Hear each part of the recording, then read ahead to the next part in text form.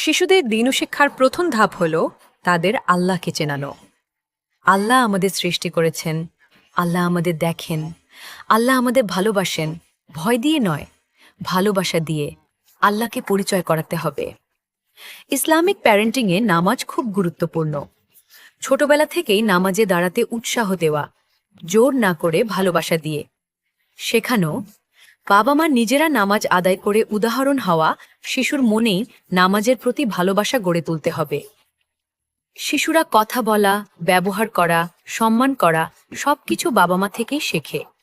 শেখাতে হবে সত্য কথা বলা, বড়দের সম্মান করা, ছোটদের ভালোবাসা, সালাম দেওয়া।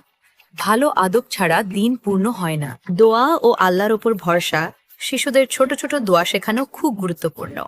যেমন খাওয়ার আগে দোয়া, ঘুমানোর দোয়া, ঘর থেকে বের হওয়ার দোয়া। এতে শিশুর মনে আল্লাহর উপর ভরসা তৈরি হয়। বাবা মায়ের ভূমিকা। সবচেয়ে বড় দিন শিক্ষা আসে বাবা মায়ের আচরণ থেকে। বাবা মা যদি মিথ্যা বলেন, শিশু শিখে।